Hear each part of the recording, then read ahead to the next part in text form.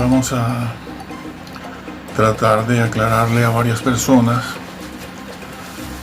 el tema que hemos grabado en el vídeo anterior, el número 2, sobre Mateo capítulos del 5 al 7, ¿no? Y vamos a aclararles algo a todos sobre la frase "nunca os conocí". Bueno, ¿qué quieren saber de esa frase? Que está dentro del capítulo 7, pero empezamos ya diciendo que entre el capítulo 5 y el 7 hay una unidad de pensamiento, una unidad de mensaje y de tópico. Se está hablando de lo mismo. Ha comenzado realmente en las bienaventuranzas. Ha comenzado allí. Comienza allí en las bienaventuranzas, continúa hasta el final del capítulo 7. Termina con aquello que decíamos en el vídeo anterior, la moraleja, ¿no? Una moraleja. El que construya sobre la roca y el que construya sobre la arena. Allí termina esa unidad de pensamiento, de mensaje, ¿no? Donde aparecen muchas verdades importantes. Ahora bien, casi todo esto lo vimos en los dos vídeos anteriores, el 1 y el 2. Pero hace falta de que nos detengamos un poco más en la frase "nunca os conocí".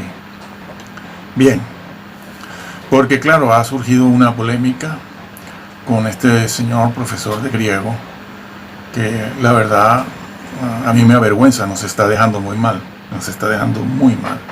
Esa no es manera ni de dar clases de gramática. Este señor no da clases de exégesis. No hace exégesis, no está haciendo una hermenéutica aplicándola. Lo que está es dando clases de gramática. Por cierto, que hace falta, y los animo a todos, ¿no? Hay muchos profesores hoy en día en internet, en YouTube, de griego, gramática griega. Es importante. Ahora bien, a la gramática griega le hace falta algo más. Hace falta la exégesis, como vamos a ver ahora aquí. Así que los que aman la verdad y aman hacer exégesis, aquí vamos a ver una pincelada, pero importante, no es cualquier cosa. Y comienzo yo preguntando, a ver, yo llego a cualquier lugar, puede ser un templo, una escuela dominical, puede ser el aula o la clase de un seminario, y digo lo siguiente. O me pongo ahí en la calle, en la acera, y digo esta frase, en cualquiera de estos lugares. Digo esto: nunca os conocí, apartaos de mí. ¿Ustedes qué van a entender? ¿Qué van a entender? Pues cada quien entenderá lo que quiera. Algunas personas dirán, bueno, este señor dice que nunca los conoció. ¿A quién se refiere? Pues no lo sé, yo a él lo conozco, a este señor, pero no sé de quién está hablando. Dice que nunca los conoció, apartados de mí, al infierno. ¿Pero qué quiere decir él? Oye, ¿tú le has escuchado decir alguna otra cosa que nos dé idea de qué está diciendo este señor? No, yo no sé. Llegó aquí y se lanzó de esa manera, con esa frase, ¿no? Nunca os conocí. ¿Se dan cuenta, no? Lo que pasa, por saber la gramática griega, conocerla bien, que eso está muy bien, pero no saber cómo hacer una exégesis, y luego explicaremos por qué. A veces no se hace una exégesis. Desde ya les puedo decir que una exégesis es muy comprometedora, porque te derriba, te mueve el suelo, te crea un terremoto, te mueve la mata. Como dicen en mi tierra, te mueven la mata, te la sacuden y de ahí te caes. Hacer una exégesis es una cosa para muchos muy peligroso, porque te ubica en la verdad. ¿Quieren verlo? Bueno, nunca os conocí. Entonces, si nosotros vamos a la Biblia, ¿no? Lo tengo por aquí, y nos vamos a ese capítulo, el 7, y casi al final del 7, ¿no? vemos que se dice, no todo el que me dice Señor, Señor entrará en el reino de los cielos. Señor, pero en tu nombre hicimos milagros, en tu nombre profetizamos, adelantamos miles de acontecimientos, ¿sí? Pusimos más de 10 veces la fecha del Nibiru cuando venía, y todo esto nunca vino, ¿no? Pero bueno, como al final vino, pues yo me cuelgo la medalla, ¿no? Eso es lo que están haciendo la mayoría, ¿no? E hicimos muchas cosas más, resucitamos muertos y todo esto. Y el Señor les dice eso: nunca os conocí, apartados de mí. Esa frase no se puede entender si se saca de su contexto. Eso que está muy de moda y que todo el mundo lo usa, ¿no? Un texto fuera de su contexto es un pretexto. Hay varios modelos de frases creadas con esto que acabo de decir. Con esto que acabo de decir. Entonces, si nosotros sacamos ese texto, simplemente abrimos la Biblia, lo leemos y lo sacamos y decimos, ¿eso significa que nunca fueron salvos? Bueno, pues claro, si usted no hace la exégesis, sino que solo saca el texto, lo dice y lo interpreta, pues no hay otra manera de interpretarlo. Nunca os conocí, a quienes no conoció. ¿Por qué no los conoció? Pues no lo puede saber usted. ¿Por qué? Porque usted no está buscando las referencias de esa frase, que están desde el capítulo 5 al 7, como ya hemos visto en los 2 vídeos anteriores. Y bueno, el que quiera saber un poco más, los animamos para que lo vean. Ojo, que no estamos por manita arriba, ¿eh? Este vídeo además está siendo creado para 4 personas, las que aman la verdad, porque ellas a su vez influyen en otras y tienen que saber la verdad. Muy pocos la saben, ¿eh? Seguimos para demostrar eso que estamos diciendo, seguimos. Bueno, si solo se queda en ese texto, ¿no? A partir del 21, específicamente el 23, que es donde se dice, nunca os conocí. Entonces, si eso es así, la persona no va a salir de ese texto y por lo tanto no puede saber, no puede tener puntos de referencia para saber de qué se está hablando. No va a tener el escenario completo donde Jesús sacó esa frase, porque la sacó a raíz de algo. Jesús no se puso de pie, no se paró en el Sermón del Monte y de repente lanzó esa frase, dijo, nunca os conocí. ¿Y qué quiere decir el Señor? No lo sabemos. Si no vamos al escenario donde Él dijo eso, donde él algo ha tenido que estar diciendo el Señor, ¿eh? Algo ha tenido que estar pensando. Algún fondo existe, un sustrato donde se apoya la frase esta, donde Él dijo esto. ¿Cuál es? ¿Cómo podemos saberlo? ¿Qué puntos de referencia tenemos? ¿Cómo podemos saber de qué estaba hablando el Señor? ¿De qué estaba hablando el Señor? ¿De qué estaba hablando? ¿En qué escenario está ubicado? ¿Qué se dijo antes? Hay todo un discurso, amigo. Hay todo un discurso. Un discurso que comenzó con las bienaventuranzas y no va a terminar hasta el versículo, no 24, sino ese versículo de los 2 cimientos, allí cuando Él hace la conclusión final de su mensaje. Y todo eso está grabado ya y lo han visto muchos de ustedes, por razón por la cual aquí tenemos que aclarar un poco más cómo se hace esta exégesis para saber qué significa nunca os conocí. Bueno, esa frase, nunca os conocí, está metida dentro de un discurso. ¿Cuál es el discurso? ¿Dónde empieza ese discurso y cuál es la preocupación de Jesús en ese discurso? Lo primero que se debe ver es la frase, ya que hablamos de griego, ya que estamos hablando de gramática griega, vamos a ver un poco algunos términos. En esa frase, algunos términos en el original, a ver si descubrimos algo. En esa frase, al final el Señor les dice hacedores de maldad. De maldad. ¿Qué significa eso? Bueno, que eran malos. ¿Qué piensa el cristiano? La gran cristiandad, la masa, piensa que, bueno, era gente mala, incrédula, los listos, los vivos, etc. Un momento, eso no es así. No es así. Porque el vocablo que se utiliza aquí en griego para sin ley, hacedores de maldad, es este que acabo de decir, sin ley, hacedores sin ley.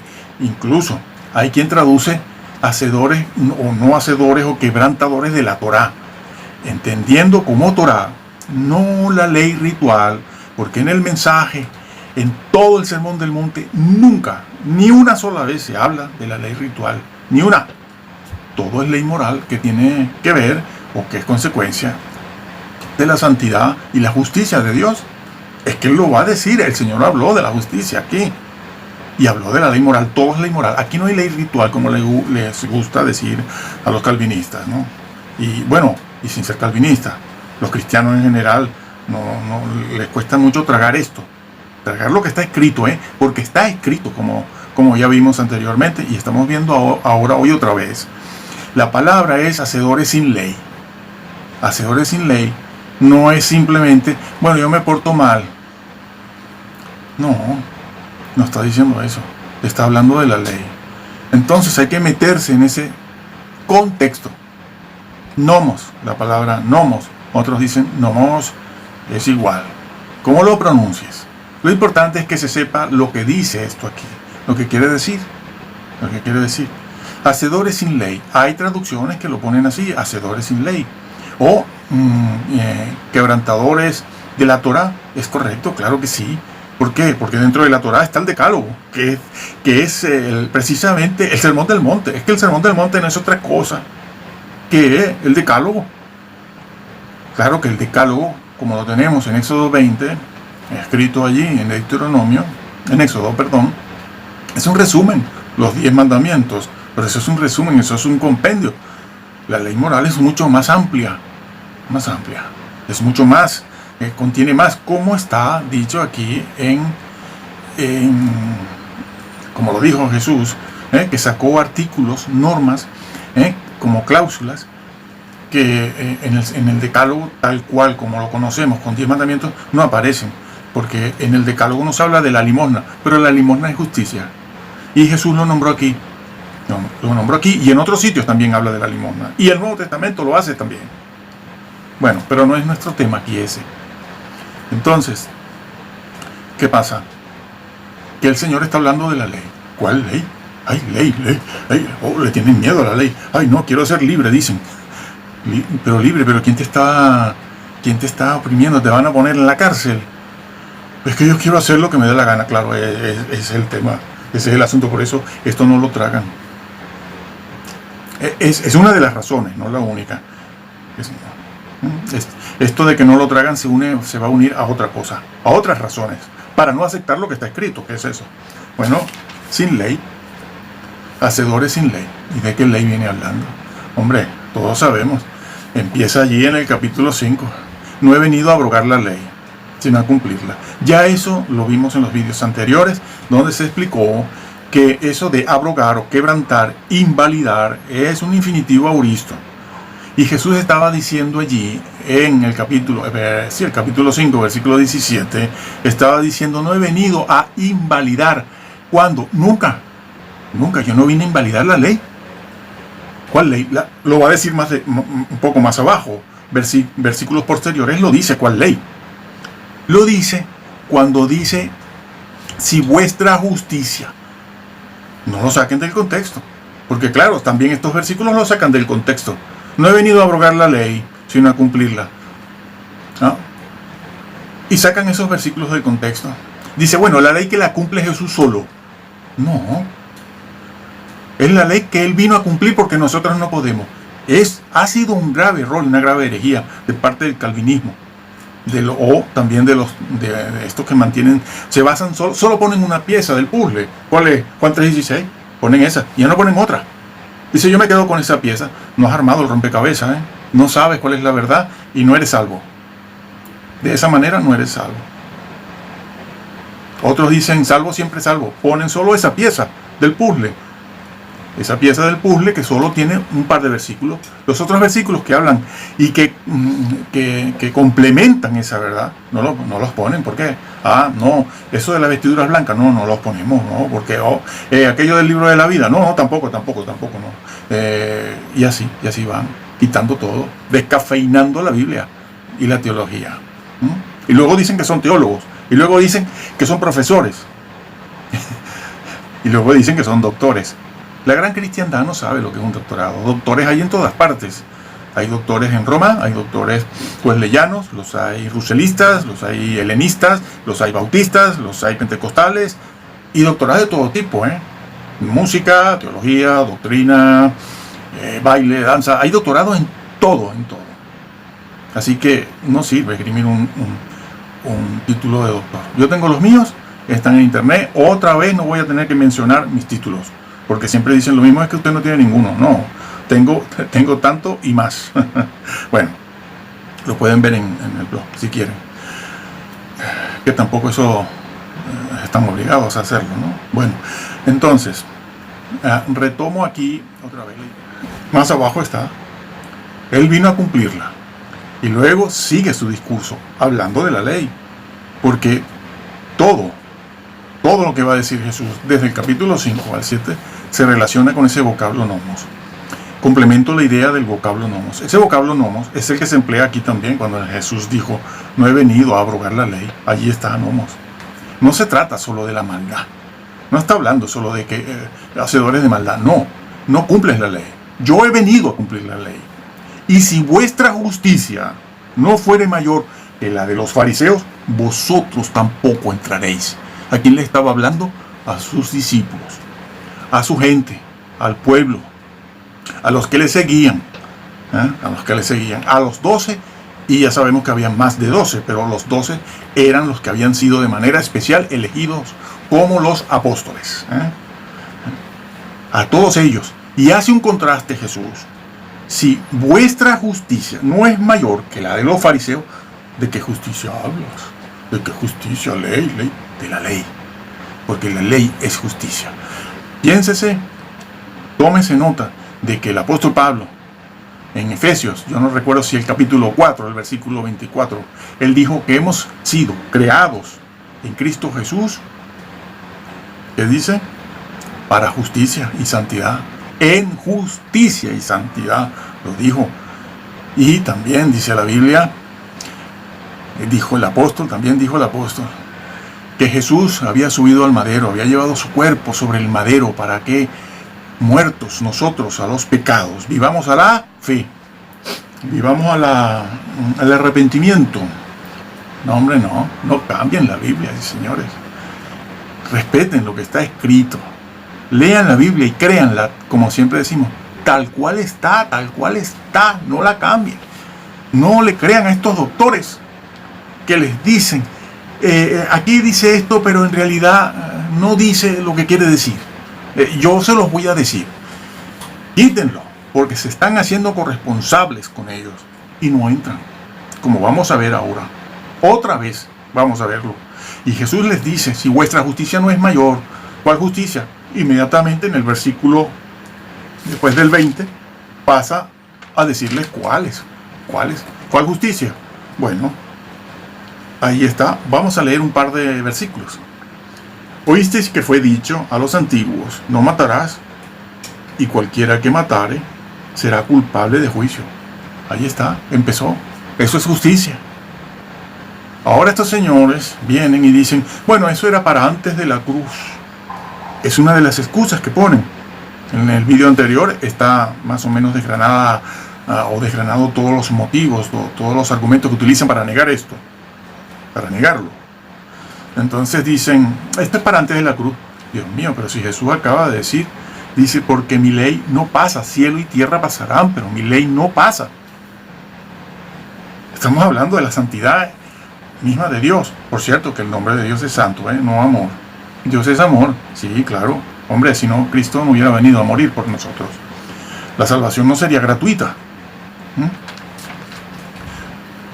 Pero el nombre de Dios no es amor, es el santo. ¿Y qué dice? Que habita, Isaías, ¿qué dice? Habita en santidad. Señores, Si el universo es un universo moral. ¿Por qué Adán y Eva fueron echados del Edén? Porque estaban en un sistema moral. Ahora, estos creyentes de hoy en día, que no sé la procedencia, no quiero decirla, que llenan masivamente los locales, esto de la ley no lo quieren. Les han enseñado eso. Les han enseñado eso. Entonces, bueno, vuelvo otra vez. El Señor está aquí, empieza a desgranar muchos artículos, ordenanzas, preceptos de la ley. Empieza a hacerlo. El primero, no matarás. Bueno, ya sabemos entonces dónde se ubica Jesús para hablar de la justicia. Es más, repito, Él lo está diciendo. Cielo y tierra pasarán, mi palabra no pasará. ¿Qué palabra? La ley. Y aquí dice, cualquiera que quebrante uno de estos. ¿Cuáles de estos? ¿Dónde están estos? ¿De qué habla? ¿De qué mandamientos? Señores, el sermón del monte. Si lo tienen ahí, cuando Él dice uno de estos, resulta que va a pasar a describir unos cuantos. Por lo menos registrados tenemos unos cuantos. Que no es toda la ley moral, no es toda la justicia. Pero aquí hay unos cuantos. ¿Cómo es que dicen que esto no tiene nada que ver con la frase que va casi a concluir este mensaje? Donde Él dice, nunca os conocí, apartados de mí, hacedores sin ley. No han hecho la ley, no han hecho la justicia. Se han dedicado, se han distraído como cristianos a otras cosas. Sacar muertos, anunciar la venida de Nibiru, la famosa frase rapto ya, y pasa un mes, 2 meses, 1 año, 3 años, 5 años. Este señor de México, mesiánico, que me consta a mí, poniendo fecha exacta, desde el 2008, 2009, y vuelve a poner otra, y falla. Vuelve a poner otra. Y han entrado varios de ellos, incluso de corte evangélico, protestante, reformados, bautistas, pentecostales, todos, porque esto ya se desmadró. Con noticieros, a poner fecha y a animar al pueblo cristiano a esperarlo ya. Y no viene. Y se equivocan y vuelven, inventan otra cosa, monetizan los canales. Y allí van los cristianos incautos a ponerlos a ganar dinero a ellos. Eso están haciendo. Son corresponsables. A ver, se lo hemos dicho ya otras veces. ¿Qué dijo hablando de esto el Señor en Lucas 21? Bueno, lo podemos buscar. Lucas 21. ¿Qué dijo precisamente sobre esto que estamos viendo en este momento? El Señor lo dijo. Cuando le preguntaron al Señor. Y le preguntaron diciendo, sí, Lucas 21. Y le preguntaron diciendo, Maestro, ¿cuándo será esto? ¿Y qué señal habrá cuando estas cosas estén para suceder? Señales de tu venida, dicen en Mateo, ¿no? Preguntan en Mateo, ¿cuáles son las señales de tu venida y del fin del siglo? Los creyentes se piensan, estos señores que van con noticieros y esas cosas, le hacen creer al pueblo que los judíos no sabían nada de la segunda venida. Eso lo aprendió la iglesia primitiva después. Le hablaron de la segunda venida, que vendría, que había un final del siglo. Eso no se sabía. ¿Cómo que no se sabía? Si los discípulos, que todavía no apóstoles, ya se lo preguntaron. Claro que lo sabían. Ellos sabían de la venida visible. Visible, porque ellos no le preguntaron, Señor, danos una señal de tu venida, la invisible, por favor, la invisible, no la visible, no la invisible. Señores, ¿qué hacen? Esto ya se los dijimos hace tiempo en los vídeos.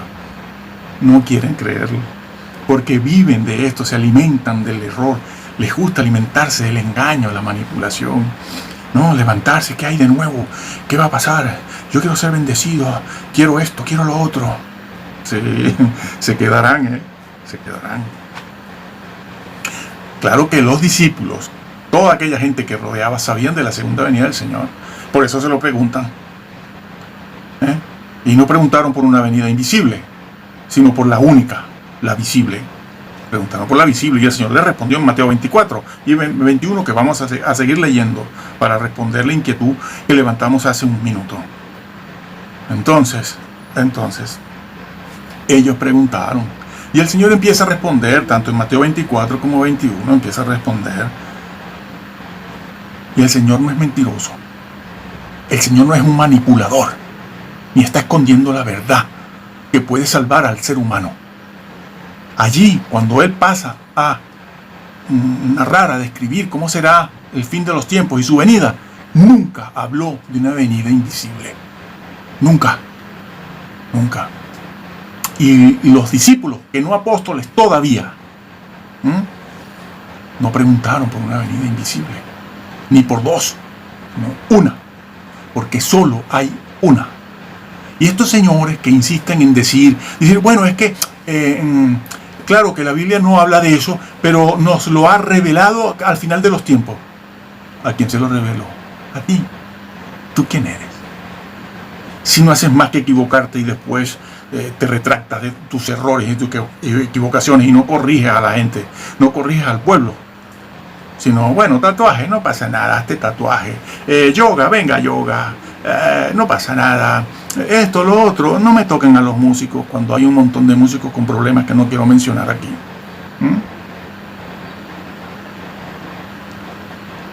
Y todos ellos se van a ir a la condenación con todas estas personas que van enseñando esto, ¿no? Bueno, pues en Mateo 24 y 21 no vemos nada. Pero no solo eso. Cuando el Señor responde a esa pregunta de los discípulos, ¿cuándo será tu venida? ¿Cómo será? La señal del fin y todo esto. El Señor dice algo importante que nadie quiere detenerse ahí, porque claro, se nos viene todo el edificio abajo. Todo lo que tenemos montado se nos viene abajo. ¿Cuál es? Bueno, leo el versículo 8 de Lucas 21 que dice: Él entonces dijo, el Señor, mirad que no seáis engañados. No, a mí no me engaña nadie. El Señor sabe lo que dice. Sí, los engañan, están engañados. Otros engañan sabiendo que están engañados, otros no. Todos quieren notoriedad. Todos quieren ser el primero en decir la hora exacta en que va a caer un pedrusco, un asteroide, ¿no? Y para enaltecerse y después decir, yo fui el que lo dije. Y sale el de al lado y dice, no, yo lo dije primero que tú. Y son cristianos, pentecostales, bautistas, wesleyanos, hoy en día de todo, ¿no? De todo.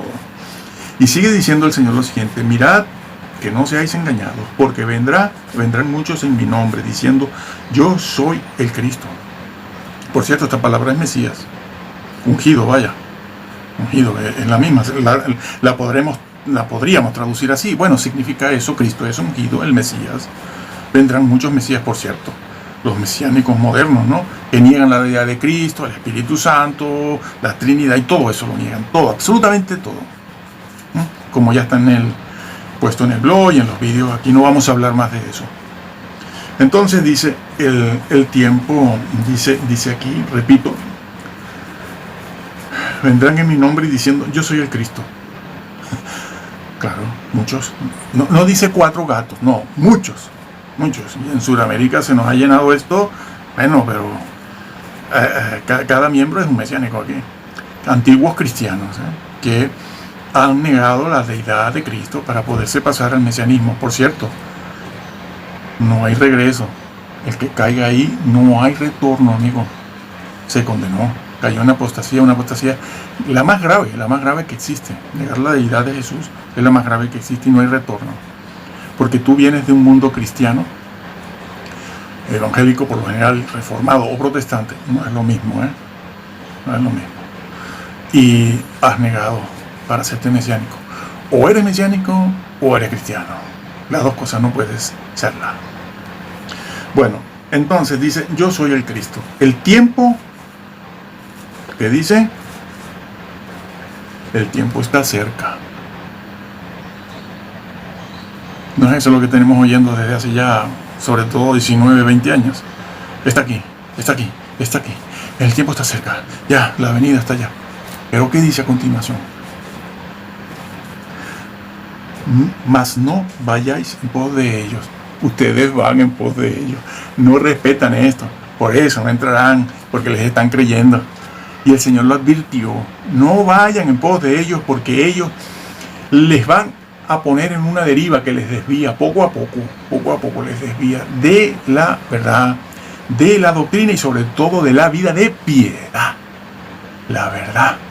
¿Sí? No lo sigáis, después no digan que yo no lo advertí. Dice el Señor, no yo. Bueno, aquí está escrito: no vayáis. ¿Y qué hace la gran cristiandad de todo corte? Porque esto de las denominaciones y esto está muy diluido ya. Bueno, ¿y qué hacen? Lo siguen. Esto nos recuerda a Pablo en Timoteo, 2 Timoteo, cuando le dijo a Timoteo: Timoteo, en los últimos tiempos, en los días finales de los últimos tiempos, se amontonarán maestros. No, son 4, son los herejes que están enfrente. No, se amontonarán la mayoría se amontonarán, siguiendo sus propios concupiscencias. No significa adulterio, como les gusta creer. Pues son todos unos adúlteros. Sí que hay muchos adúlteros allí, pero muchos, y ustedes lo siguen. Sino que se refiere a su propia inclinación, su propia idea. No estamos quedándonos ahora en Timoteo, no me voy a quedar a desgranar eso de que tienen comezón de oír, que se rascan la oreja y que quieren cosas nuevas. Pero estaba dicho, se amontonarán. Y también a Timoteo le dijo: ten cuidado, porque precisamente en esos días también muchos seguirán doctrinas de demonios. Ah, sí, un brebaje con ratas y rabo de cocodrilo. No, hombre, no, por Dios. No está diciendo eso el apóstol. Doctrinas de demonios son las doctrinas que tergiversan, falsean la verdadera doctrina. El diablo nunca se va a aparecer con un tenedor rodeado de fuego. Se va a aparecer como un ángel de luz, con la palabra. Tergiversada, claro, como hizo en el desierto con Jesús, que se le apareció allí con un tenedor, un tridente, y rodeado de fuego y una caldera donde lo quería meter para cocinarlo. No, hombre, no. Hombre, sean infantiles. A ver si sus pastores les enseñan lo que tienen que enseñarles, para que ustedes no se queden en ese atraso con el riesgo de una terrible condenación, que las tienen casi a mitad de camino. Que les enseñen la verdad. Doctrina de demonios es como hizo, el ejemplo, vuelvo a lo mismo. Jesús en el desierto, ¿cómo fue tentado? ¿Cómo buscó el diablo desviarlo de su gran y enorme tarea? Con la misma palabra. Y así ha sido siempre. Y hoy en día les están engañando. No los sigáis. Doctrina de demonios, se amontonarán maestros. Bueno, y lo dejo aquí, porque si no, porque tengo que regresar a aquello de la ley. Y se lo dijo: si vuestra justicia, cualquiera que quebrantare y enseñare, están en subjuntivo auristo. A ver, doctores de la ley, doctores de la ley estaban aquí en la Biblia. Doctores del griego. La gramática sola, no, está muy bien, es correcta, hay que hacerlo, y los animo siempre a hacerlo, porque yo la uso también, pero eso no es exégesis. Ha llegado usted a la mitad, ahora haga la exégesis y la hermenéutica, una vez que tiene la gramática, que a veces, sin gramática, se hace muy bien la exégesis. Por eso hay hermanitos que están sentados en unos bancos por ahí que nadie los conoce, no son doctores, tienen una preparación académica a nivel de bachillerato a lo mejor, pero interpretan muy bien la Biblia, saben hacer una exégesis correcta. Y hay doctores ineptos también, hombre, claro, como todo en todas partes, doctores con varios títulos y son pésimos. No se pongan en manos de ellos porque se pierden. Y hay un hermanito que nadie toma en cuenta en la iglesia, y ese es el que hace exégesis y sabe la verdad. Pero, claro, no puede decir nada, está calladito allí porque, si su pastor se siente amenazado, le dan, claro, eso está pasando, ¿no lo ven? Cómo se pelean entre ellos aquí, con este profesor de griego. que nos está dejando muy mal. No hace exégesis. Tiene que avanzar más, quitarse el tema calvinista de encima para que pueda hacer exégesis y aceptar lo que está aquí. Y el Señor lo dijo. Cualquiera de estos, ya hemos puesto el ejemplo, mencionamos uno, el primero, no matarás. Si vuestra justicia, relacionado con la ley, está hablando de eso, el Señor no ha cambiado su tema. Y pasa entonces a describir eso. Pero esa advertencia, esa situación que se presentó en el versículo allá 24, el versículo, lo vemos, el versículo, perdón, estoy en Lucas, en Mateo 5, donde el Señor dice: nunca os conocí, apartados de mí, hacedores sin ley, es el versículo 23. Eso ya lo dijo antes. Esto que dijo aquí al final, lo dijo antes. ¿Cuándo? Lo leemos. ¿Cómo que no? Claro que sí. Lo dijo. ¿Dónde? Bueno, lo dejo de frente. Lo dejo de frente una vez que lo leamos, no antes, porque no nacemos aprendidos. Tenemos que estudiar, tenemos que aprender. Aquí nadie nace aprendido. Aquí no hay un genio, ni un sabio. Los profetas no lo eran. Ninguno. Cuando vemos un profeta que es grande, es porque Dios le ha dado el don. Es decir, que Dios lo ha preparado, Dios lo llamó, Dios mismo lo llevó al desierto. Dios mismo le dijo: ahora no harás esto, sino esto otro. Y la persona tenía que obedecer. Eso sí tenemos que hacerlo nosotros, obedecer. Y entonces Dios cumple su plan, su llamado en nosotros. Lo vemos. Bueno, volvemos al capítulo 5. Y vale la pena, después de haber leído ese versículo de no matarás, seguir leyendo. Pero yo os digo, oísteis que fue dicho: no matarás, pero yo os digo que cualquiera que se enoje contra su hermano, que es lo que está haciendo este señor, insultando a esta gente, será culpable de juicio. Está hablando otra vez. Claro, está hablando de justicia, está hablando de ley, está hablando de juicio. Señores, por Dios, será culpable de juicio. Va a ser más grave todavía. Y cualquiera que diga necio a su hermano será culpable ante el concilio. Dice: bueno, perderá un premio, una perla, un diamante de su corona. No va a tener premio. No dice eso. Jesús no está hablando aquí de premios para nada. Ni está hablando de leyes rituales para nada. Ni está hablando en este texto y contexto, desde el 5 hasta el 7. No habla de la salvación nunca. Nunca dice cómo ser salvo. Nunca dice nunca hace un llamado al arrepentimiento para conversión. Nunca hace un llamado a la humildad. Bueno, sí la hace. En el tema de la limosna hace un llamado. Allí está implícito la humildad y la sencillez. Pero no habla en estos capítulos de ser salvos, sino de cuidar la salvación a través de una conducta justa. Lo leo. Será culpable ante el concilio, es decir, va a enfrentar un juicio, va a ser hallado culpable. Lo está diciendo el versículo.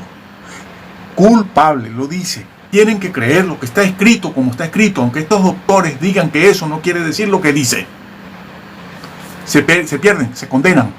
No están honrando al Señor. Y cualquiera que le diga fatuo, la famosa palabra racá, a su hermano, quedará expuesto, perderá algún premio. No, hombre, no. Salvo siempre salvo, no. Queda expuesto al fuego del infierno. Lo está diciendo claro que sí. Si usted no cree en el infierno, pues esto no va con usted, porque el infierno, van a decir, es lo que dicen, una de las cosas que dicen, que si es una metáfora, que ese es un fuego eterno, que es de un momento, lo que quiere decir es que la persona deja de existir, resumidamente, porque mi tema ahora aquí no es el infierno, que sería muy fácil demostrar la realidad del infierno, esa está diciendo, pero no voy a meterme en esto ahora, porque no es lo que nos interesa aquí. Pero el Señor lo dijo: te haces culpable del fuego del infierno. Y yo soy salvo. Yo no estoy diciendo que no seas salvo, dice el Señor. Te estoy diciendo lo que tienes que hacer como salvo. Te haces culpable. ¿Por qué? Porque antes no lo eras. No eras culpable. Pero caíste en una situación donde te hiciste culpable. Hablando de eso, resulta que más abajo, en el mismo sermón del monte, señores, hablando del adulterio, aquello de que el que adultera, yo habéis oído, más yo os digo, cualquiera que mira. ¿Y qué dice? ¿Qué recomienda el Señor? Está hablándole a creyentes, a su pueblo, a los fariseos, saduceos y a sus discípulos. Allí están toditos. Dice, y si tu mano derecha te es ocasión de caer, córtala. Tu ojo te es ocasión de caer, sácalo. Tu pie también, córtalo, para que no caigas. ¿Y qué dice? Te es mejor entrar sin una mano, sin un ojo, sin un pie, que con toditito. Te es mejor entrar sin un pie en el reino de los cielos, que con todito te has echado ¿dónde? Otra vez el infierno. Lo está diciendo. Ese es su tema. Hasta el final. Hasta el final del capítulo 7. Allí, ese señor que no quiso cortar, ese señor que llamaba fatuo a su hermano, porque está en un contexto de iglesia, porque si no, no hay hermano, se le dice que es mejor que cortes. Más por allí el Señor dice, para que no caigas. ¿Caer de dónde? Del escenario donde estás. Estás en un escenario que es el escenario de la gracia y la salvación. Puedes caer. Nadie cae de un lugar donde no está. Los incrédulos caen. ¿De dónde caen los incrédulos? Si los incrédulos no están en nada. Los ateos, ¿de dónde caen los ateos? Se dice, para que no caigas, corta, para que no entres, no seas echado, porque tú estás en un escenario de gracia, estás bajo una condición espiritual y moral de salvación y de gracia. Y el Señor lo está advirtiendo aquí, y lo hace con la ley moral, no ritual. Aquí no hay nada de ritos, pero ni uno. Y el Señor dice, y que no todo tu cuerpo sea echado en el infierno. Apenas hace unos segundos había hablado del fuego, el infierno de fuego, al que sería echado aquel que llame fatuo a su hermano. Y ahora vuelve a decirlo, pero ahora con otra cosa. Con aquello del adulterio. Pero no solo son estas cosas del adulterio, es que ya por el simple hecho de llamar fatuo y racá a tu hermano, ya te haces digno del infierno. Lo dice el Señor. Estos son a los que más tarde el Señor le va a decir, apartados de mí, hacedores de maldad, sin ley. Hacedores sin ley. ¿Cuál ley? Esta que te dije que hicieras y no la hiciste. ¿Lo entiendes? Aquella frase nunca os conocí. No pueden sacarla de su contexto. Aunque estos profesores van diciendo eso precisamente. No saquen los textos fuera de su contexto. Y después van y hacen lo mismo. ¿Por qué? Porque tienen que defender el sistema teológico que un día adoptaron. Que es algo distinto al exégesis. Estudiantes de exégesis, no caigan en esos errores. Porque se pierden. Ojo. Bueno, aquí se ve cómo que no eran salvos, cómo que nunca fueron salvos. ¿Y estos quiénes son? Son personas que son creyentes. Y así todo esto. No me puedo detener en una exégesis minuciosa de todo Mateo 5, 6, 7, porque aquí no se puede hacer eso. Pero que les valga esto para que ustedes lo hagan. Claro, pero búsquense quien sepa hacerlo minuciosamente. Porque la Biblia es completamente inspirada. Completamente inspirada. Sus palabras, sus frases, los dichos de Jesús. No se echen la palabra de Dios a las espaldas. Ojo, que el infierno está lleno de cristianos. Eso es verdad. Eso es verdad.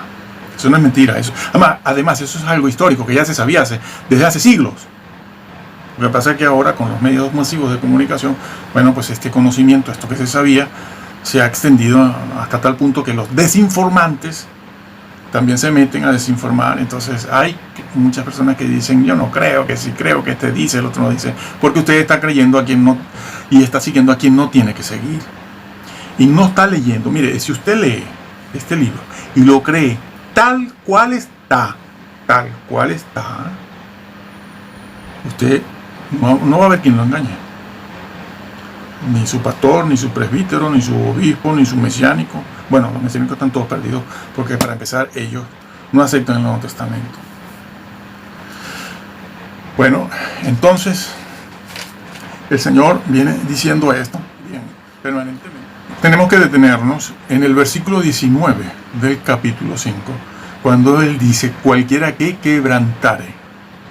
Esa palabra que aparece como quebrantar, hay que escudriñarla. En el original es un subjuntivo aurista. Subjuntivo aurista. ¿Y qué significa eso? ¿Qué significa? Bueno, significa lo siguiente. Al estar en el modo subjuntivo, este vocablo, quebrantar, está hablando de una posibilidad. Está presentando una condición, una contingencia, una posibilidad. Es decir, cualquiera que quebrante. Yo no estoy señalando a alguien que quebrantó aquí entre ustedes. Ahora, en este momento, estoy hablando de que cualquiera en el futuro de un siglo, 100 años, 50 años, cualquiera en cualquier momento, quebrantare. El auristo le da ese aspecto de en cualquier momento. Puede ser ahora, es una acción puntual, el que quebrante en cualquier momento, puntualmente. Puede ser dentro de 20 siglos. ¿Por qué? Por lo que ha dicho, que mi palabra no pasa. Señores, está vuelto a decir en ese modo verbal. Mi palabra no pasa, cielo y tierra pasarán. Y cualquiera que quebrante, ¿cuándo? En cualquier momento, porque mi palabra no pasa. Señores, doctores, a ver. No están guiando bien al pueblo. Entonces, subjuntivo auristo, quebrantare. ¿Y qué palabra es esa? Luo, en griego, el vocablo luo. ¿Qué significa luo? Quebrantar. Invalidar, porque abrogar, invalidar. No significa invalidar, amigo.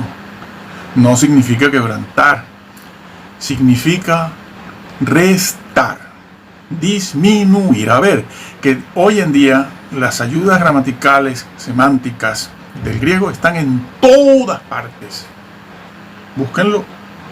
Busquen significado. ¿Qué acepciones tiene ese vocablo luo? Que aquí está traducido por quebrantar. ¿Pero qué significa quebrantar? Quebrantar no significa, como creen en forma intuitiva la gran masa cristiana, que creen que es invalidar. No, eso podría ser la mitad de la verdad.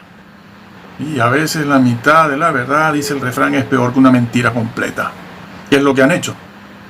Porque ese vocablo significa restar, disminuir, aminorar, aflojar, como hemos puesto en el video anterior y el blog.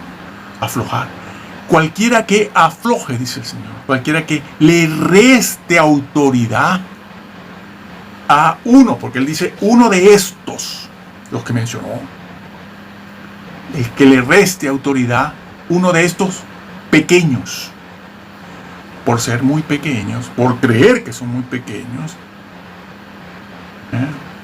será llamado pequeño también allí. Pero entiéndase esa frase, en la manera de hablar hebrea, justo al momento, justo ahí dice, si vuestra justicia no fuere mayor, no entran en el reino. No entran. Nosotros siempre decimos, el que no nace de nuevo no entra en el reino. Y nos hemos quedado con esa pieza del puzzle. Espera un momento. Hay otra pieza que dice lo mismo. Es la misma frase. No entrarás en el reino. ¿Cuál es? Si vuestra justicia no es mayor, tampoco entras. Entonces tienes que poner las dos piezas. Si te quedas con una, caes en una herejía tremenda. Pero queremos entrar al cielo. ¿Sí? No. Ten cuidado de ti mismo y de la doctrina, pues haciendo esto te salvarás a ti mismo y a los que te oyeren. Ten cuidado de ti y de la doctrina. La doctrina salva. se puso de moda desde hace unos 50, 60 años, sobre todo en los últimos 20 años, aquello de que la doctrina nos salva. Yo no creo en la Trinidad, yo no creo en esto, yo no creo en lo otro. ¿Qué crees tú? Bueno, que Jesús vino y es Dios. Ahora a comer, a bailar y a danzar, yo quiero que el Señor me bendiga. No entras. Eso no es evangelio. Nunca lo fue durante la historia. Eso es ahora, es moderno. Todo eso son cosas modernas. No existe. La vas a buscar a la historia y no existe esto. Así. Siempre ha habido alguno marginalmente a través de la historia también, sí. También como Pelagio, ¿no? Que lo mencionamos el otro día, en la biblioteca. Pelagio, sí, Pelagio. Un obispo, sí. Un obispo cristiano del siglo IV. 4, 5, por ahí. No, 4. Que decía que no hacía falta la gracia tampoco para salvarse. Sí, uno. En la historia ha habido siempre un botón de muestra de cada cosa, pero no en forma masiva. Como ahora sí estamos viendo al final de lo estoy regresamos al subjuntivo auristo. Cualquiera que reste, disminuya autoridad, disminuya, aminore, afloje la rigidez, la verdad de uno de estos mandamientos, no entra. No entra. Si vuestra justicia no fuera mayor. Por eso, después habla del infierno al principio, vuelve a hablar del infierno cuando habla de adulterio, y vuelve al final a decir otra vez, en su contexto, nunca os conocí.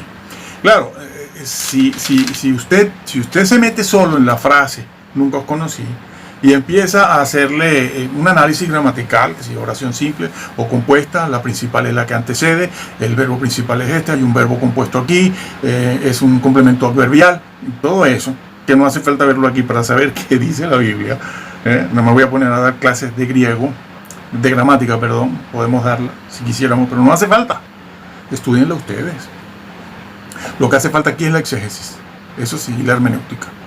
Entonces, usted toma solo esa frase y empieza a hacerle el análisis gramatical y semántico, morfológico, y se va a encontrar con este vocablo, nunca os conocí, un auristo.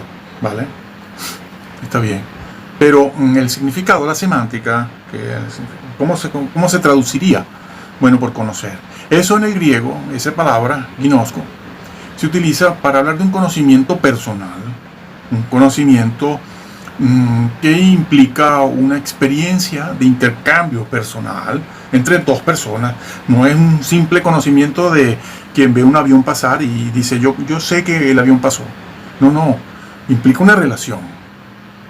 Nunca os conocí, es decir, yo nunca tuve una relación. Entonces, se basan en el significado de la palabra para de una vez ya liquidar todo. Liquidan todo. Dice, no, aquí esta palabra dice, significa esto y todo lo demás no tiene importancia. Es una metáfora, lo dijo para los curas, lo dijo para la iglesia de Asia Menor, o lo dijo para después del milenio, como hemos explicado anteriormente. Pero en hermenéutica y en exégesis, los lingüistas lo saben bien, por cierto, que muchos de estos profesores de griego no son lingüistas, no son licenciados en lingüística. Una carrera universitaria de 5 años. Hemos aprendido el griego los que fueron a un seminario en el seminario.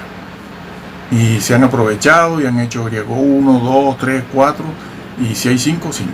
Y eso está muy bien, pero no son lingüistas. Los pones a hacer un análisis de texto en un comentario largo y se quedan a la mitad. No aprobarían un examen en la universidad. Ojo, yo pasé por la universidad. No digo más. Entonces, saben los lingüistas, los verdaderos expertos, los que nosotros llamamos lingüistas, no profesores de griego, sino lingüistas, saben que no siempre una palabra, como en este caso, ginosko, va a determinar el significado del texto y el contexto, porque no siempre se puede aplicar de la misma manera. Nosotros en castellano hacemos lo mismo, hacemos lo mismo. No siempre al 100% puedes aplicarle el significado de ese vocablo a la frase entera, a la frase. No puedes. ¿Por qué? Porque has de tener en cuenta lo que antecede y lo que sigue a continuación. El tema, el discurso, la unidad de pensamiento y todo lo que esa persona está diciendo. Y aquí se equivocaron. Pero de calle, como dicen por aquí. Completamente. Y han armado una discusión ahí. Este profesor de griego con los que le siguen, que no saben, no tienen idea. No tienen idea de nada. Han armado una discusión ofendiendo a los católicos. Ofendiendo. Que no conocen el mundo católico tampoco. No conocen. Cuando hablan del mundo católico, solo tienen en la perspectiva, en la mira, al Papa y 4 santos. Perdón. El mundo católico es mucho más que eso. Y dentro de la Iglesia Católica hay grupos que no se identifican con todos los elementos del Vaticano. Y entiéndase que el Vaticano es un Estado y la Iglesia es otra cosa, la Iglesia de Roma es otra cosa. Y ahí hay mucha gente y no todos son iguales. Y no bueno, es un tiburisto, se traduce así. Cualquiera que disminuye, cualquiera que reste autoridad a uno de estos pequeños, que por ser pequeño se le resta, nada, no importa.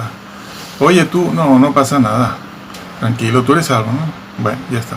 Eso es lo que van haciendo y diciendo. Pero Jesús lo advierte. Cualquiera que quebrante, afloje. Nosotros siempre usamos desde hace muchos años, para explicarlo, usamos 2 figuras que se entienden muy bien y de manera y forma rápida. A ver, como quien dice, oye, mira, aflójale los cordones de los zapatos. Sí, pero no se los quites. No se los quites, solo aflójalos. Solo aflójalos. Y se los dejas puestitos ahí.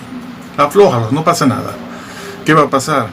Que según sea el zapato, si es un zapato normal, unos tenis, unas bambas, unas cholas o cualquier otra cosa, cuando la persona empiece a caminar, esos cordones terminarán aflojándose completamente. Y según sea el zapato, se le saldrá a la persona del pie. Se le saldrá. Pero eso es lo que significa esa palabra. Es como en una rueda, a ver, una rueda, la rueda de un carro, de un coche, de un automóvil, tiene 4 o 5 pernos o espárragos, rueda, donde van con los 5 pernos o espárragos, donde se enroscan las tuercas para sujetar la rueda al automóvil. Ahora, podemos decir, oye, afloja las tuercas. ¿Se las quito? No se las quites. Solo aflójalas y las dejas puestas ahí, y no se las quites. ¿Qué va a pasar? Si ese automóvil, ese carro, ese coche empieza a circular, pues pudieran aflojarse del todo. Bueno, pero la idea principal es esta, la de aflojar, aminorar, restar, y el Señor lo está diciendo. El que haga eso no entra, porque esa es mi justicia. Y eso se encuentra registrado en toda la Biblia de muchas formas diferentes advertencias. Claro que son piezas del puzzle que hay que ponerlas. Aquello del libro de la vida es otra pieza del puzzle, hay que ponerla. Si no la pones, la quitas, entonces te quedas solo con la piecita de Juan 3:16. Y ya está, ese es todo el Evangelio, no hay más nada. El Evangelio es felicidad. De felicidad el Evangelio nada, hasta que no estemos en el reino. Bueno. Entonces, tienes que poner esa pieza, la del libro de la vida, sí, pero el de las vestiduras blancas también. Es que eso fue lo que se le dijo a Sardis. Tienes nombre de que vives. ¿Qué quiere decir eso? Una iglesia de mucho nombre y renombre. La inmensa mayoría, la manada, la masa y la manada cristiana, toda va detrás de esas cosas, ¿no? Va detrás de esas cosas. Como muchos que dicen, no, yo estoy en la denominación y la iglesia verdadera porque mira, tenemos un templo donde caben 2000 personas. Hay alfombra roja, piano, hay mucho dinero, es una iglesia próspera. Hombre, si no fuera próspera, pues no estaríamos con el Señor, a pesar de que negamos su deidad, porque nosotros en la deidad, dicen ellos, la deidad de Jesús no la creemos, es un hombre divinizado, es un ser angelical, no es Dios, por lo tanto.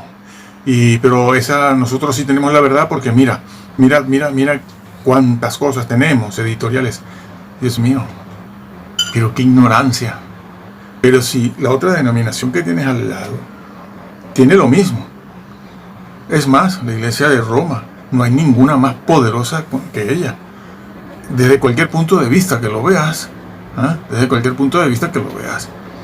Y además el acervo cultural que tienen, los documentos históricos, historia, todo, de todo. Entonces, si fuese así ese principio, como muchos creen, entonces la iglesia verdadera tiene que ser el Vaticano. Y no es así. Y entre todas las denominaciones conseguimos grandes poderes económicos, grandes infraestructuras, iglesias con grandes pianos de cola y todo eso. Nombre de que vives, pero estaba muerta. Porque lo que hace que una iglesia, un cuerpo de creyentes, el cuerpo de Cristo esté vivo, es la obediencia a la ley. No, la ley no salva. La ley sirve para guardar la salvación que por gracia se nos dio, gratuita. La salvación es gratuita, somos justificados por la fe. Por cierto, que la Biblia dice no solo eso, que somos justificados por la fe, somos justificados por la resurrección, somos justificados por la fe, somos justificados por 3 o 4 cosas más. Esas frases no las esgrimen, ¿no? Pero ciertamente sí, somos salvos por gracia y por fe, y justificados por la fe. Pero eso es el principio de la vida del creyente y su carrera. Después de hacer algo para cuidar esa salvación, cuidarla. Porque si la manchas, es lo que pasa con la iglesia de Sardis. Si manchas, no he hallado tus obras perfectas, dice el Señor. Es el Señor el que está hablando, aquí a la iglesia de Sardis. Y le dice, no he hallado tus obras perfectas. De todos no. Hay solo un grupito que no ha manchado sus vestiduras. Mancharla, claro, con todo. No cumpliendo la justicia, la manchas. Y no entran, los borro del libro de la vida. Pero está dicho aquí otra vez. Es lo mismo. De Mateo 5 al 7. Aquí se presenta una continuación de aquel escenario. De aquel escenario. Como cuando dice, no borraré tu nombre del libro de la vida. Allí estaban los discípulos cuando fueron a sacar demonios, ¿no? Cuando fueron los 70, que Jesús los envió, les dio poder para todo eso. ¿Y qué pasó? ¿Qué pasó? Regresaron muy contentos, porque los demonios se nos sujetan. Ahí está, lo mismo que le dijeron a aquellos que iban directo al tribunal de Cristo y a las bodas del Cordero. Dice, yo voy directo, yo no voy a pasar por ningún tribunal blanco, de trono blanco, ni nada. Voy directo. Si no tengo algún premio, ¿qué importa? Qué chabacanería, amigo. Qué pifia. Qué manera de expresarse de las cosas de Dios y de su voluntad. Qué pifia, amigo. Con razón somos lo que somos, amigo, en el mundo entero. Bueno, entonces estaban muy contentos y el Señor les dijo, no estén contentos porque los demonios se les sujetan, sino porque vuestro nombre está escrito en el libro de la vida. Y eso, de que tu nombre, el nombre de ustedes, están todos los nombres estos de ustedes escritos en el libro de la vida, incluía a Judas también. Incluía a Judas.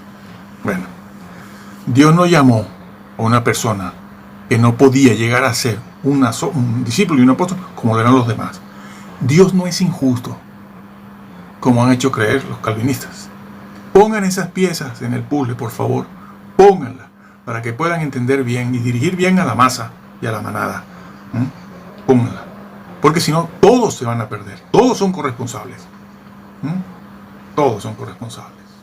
Bueno, es que esa misma verdad está en el libro de Apocalipsis. Y no saben, no aciertan a hacer la exégesis. Fíjense en el capítulo 7. El capítulo 7 de Apocalipsis. Contiene ese versículo muy conocido, ¿no? Donde en la visión que tiene el apóstol Juan, que está arriba en el cielo, ese es el escenario donde él está, y una persona allí le pregunta, ¿quiénes son estos con vestiduras blancas? ¿Quiénes son estos? Esa gran multitudinaria, a lo mejor millones o miles de millones de personas de toda raza, de todo pueblo, de toda cultura, de todo color. Y esa persona le pregunta al apóstol Juan, le dice, ¿quiénes son estos? Y el apóstol Juan le dice, Señor, tú lo sabes, yo no lo sé. Y esta persona que está allí en esa visión dice, estos son los que han salido de la gran tribulación, porque han lavado sus vestiduras blancas. La han lavado, la han estado lavando, presente, continuo, permanente, un perfecto, pero que continúa en el momento en que se habla. Señores, vestiduras, hay que estar lavando, hay que estar cumpliendo permanentemente, obedeciendo, so pena de caer, y no se cae de donde, ni se corta de donde uno no está, en la condición en la que uno no está, nadie corta de ahí, se cae de una posición de privilegio, y cortan cuando está unido. Pero la esquizofrenia, las psicopatías de estas personas que no pueden verlo de otra manera porque adoptaron, cuando se convirtieron, una teología sistemática, no exegética, no es teología exegética, no es exégesis teológica, es un sistema teológico, que es otra cosa, es temático, pero no exégesis. Bueno, sí, entonces es una acción permanente, como está dicho la iglesia de Sardes. Esto de lavar las vestiduras es una acción permanente, no solo una acción que ocurrió en un momento puntual cuando la persona se convirtió, sino que empieza allí. Esa es la voluntad de Dios, la santificación. Esto está relacionado con la santificación. El proceso de santificación, que habla no de la posición judicial, sino de la condición espiritual. La condición espiritual varía. Se puede entristecer el Espíritu Santo hasta apagarlo. ¿Qué pasa si lo apagas? Estos señores, estas personas te van a decir, no pasa nada. Lo que dicen siempre, porque les interesa que tú estés allí. Porque eso le da notoriedad a ellos, aparte de que tú diezmas o entregas el diezmo y vas detrás de ellos siguiéndolo. Y eso les da a ellos el alimento para el alma, para poder vivir. Ten cuidado, lee la Biblia, créela tal cual te la encuentras, y que el Señor te bendiga.